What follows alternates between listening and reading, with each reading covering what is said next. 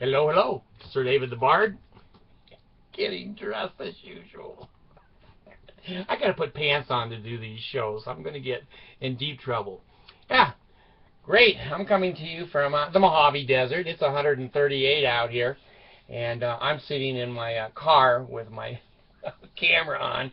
And you know, the nice thing about Mojave is that you know, they have windmills up here, but they generate electricity. They don't move the air for me. So anyway, I wanted to do a video here on. I'm going to keep the names confidential, and I'm going to keep myself confidential. Sir David the Bard here. Anyway, I have a friend. Now, I know 90% of you are laughing your ass off. They go, he's got no friends anywhere. Well, I have a new friend. And I like the guy. You know, he's a man of wisdom and a man of morals and principles.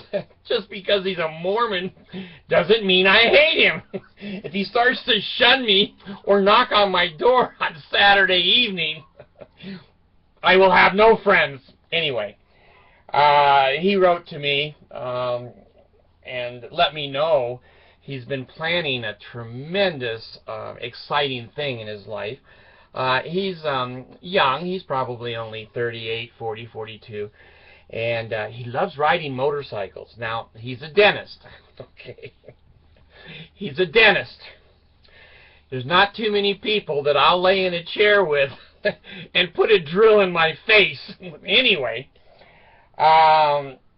he's going on a motorcycle trek. I mean, I don't know how many miles it is, but it's in the middle of nowhere, and you got to have GPS and water, the Holy Ghost riding on the back. I don't know what other things you have to have for this motorcycle trip, but it's a big one. People are coming from Kolob. They're coming from, you know, Spirit Heaven. I don't know. Spirit Prison. Anyway, he rebuilt his motorcycle. A brilliant guy, I guess. I couldn't rebuild a motorcycle, but I could do dentistry. That's easy shit. Just give me a drill and something to poke and make him go, ah! That'll be $200. Anyway, he rebuilt a really nice crotch rocket type motorcycle off-road. And, oh my gosh, he invented GPS that takes over the handlebars on a motorcycle. Just drives you to where you're going. I mean, the guy really is smart. He's a really good citizen in the community. And he, I think, is one of the few Mormons that I've met that has a high degree of intelligence. He can see beyond what his eyes can see, and I like that in a person, and I enjoy talking to him. And I'm not going to break any confidences again, but anyway, he shared with me, and I don't know what it is, folks. I don't know what it is.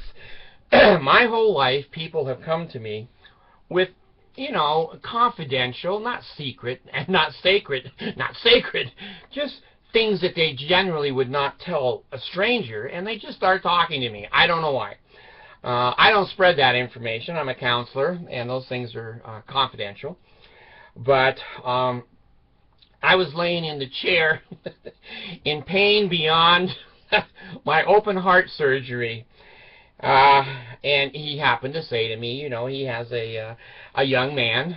He's got children, and this young man does what most teenagers do.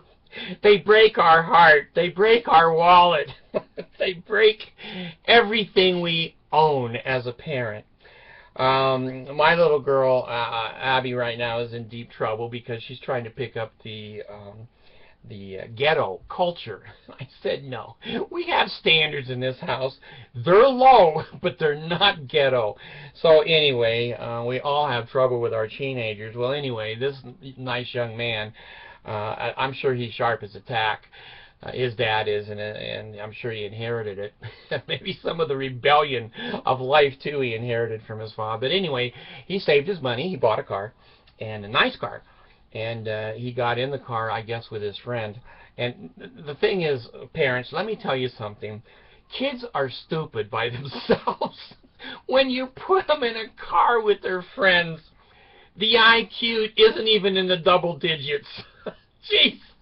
So I guess his friend, and I'm giving him a benefit of the doubt here, I guess his friend said, let's go 60 miles an hour in the residential area here. And if we hit something, it won't matter. Well, the car was destroyed, totally destroyed, and the kid had to pay for it and accept all the other consequences. And of course, Dad and me as a dad, I had a son that did the same thing, and we think, gee, where did I fail? And I came to the conclusion I taught him not to drive that fast. I should have done, driver's ed at 90, 100, 110 miles an hour. He would have been fine. He would have been fine. God dang. These kids. Anyway, the point that I'm trying to get to here, which is none, is that my friend sent me a picture of his motorcycle, and it's hot. There's no doubt about it. It's hot. And here's what he did. I told you he overhauled the engine. He's got all of the GPSs and the water, and oh my God, it's got everything on it that he really plans to either win or place highly in this cross-country cactus run. Anyway, after I told you what his son did, okay, this gentleman decided to take his motorcycle for a little street test. He wanted to make sure those pistons were, set in and the valves set properly and everything. So he mentioned he does like to do a wheelie now and then. Now his kid just wrecked a car. But the father can't see any genetic connection. The Bard can see it. The Bard can see it. When my kids do stupid stuff, I just get a mirror and say, God, they're like their father. So anyway, he was so happy that he was all ready to go and had everything put together and really something he's looking forward to his whole life.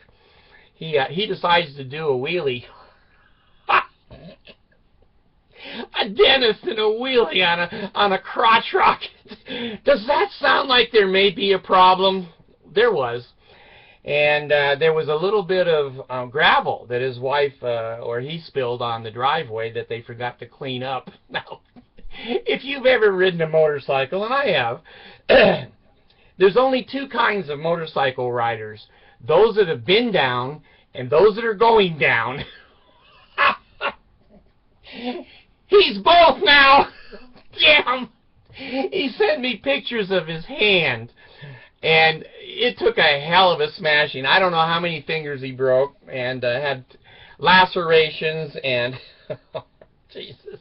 It looked like a war wound. It looked like he held on to a hand grenade and pulled the pin and forgot to throw it. Jesus. I feel so bad for the guy because, dentists are conservative, and then if you're a Mormon, there's not a word for a Mormon dentist. Conservative is not enough. But this guy likes life, and he lives life, and I think that's wonderful. And he and his boy have adjusted to the boy being an asshole. And now the boy is counseling the father, going, you don't do wheelies in the driveway where the gravel is. This guy has ridden across country on that motorcycle in the mud and the blood and the beer. I mean, this guy has gone everywhere on that motorcycle, and yet in his own driveway, 23 little marble-sized pebbles knocked his ass off, ruined his bike, and now he's the only one-handed dentist. I'm going to ask him, can I get 50% off from now on? You only have one hand. Anyway, the principle that he's taught me is that, most of us look towards those vacations and wonderful things we want to do and places we want to go and educational goals and the big things of life. Ta-da! You got the baby here? Yes. Oh, okay. You want to bring her in? I'm on right now.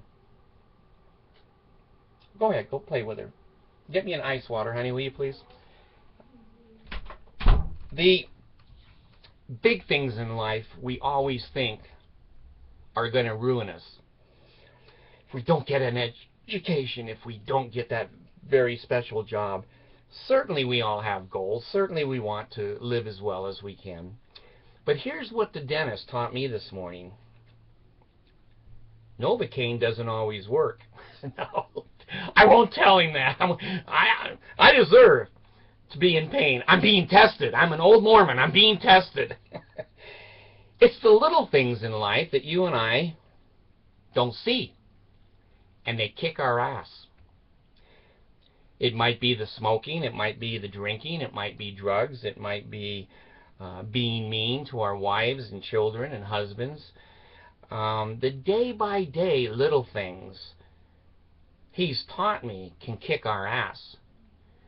The big things he's already accomplished. He makes good money. He's a dentist. He's well respected in the community. And here's, 18 or 20 little pebbles on his driveway that ruin a very expensive bike and his life with his hand there.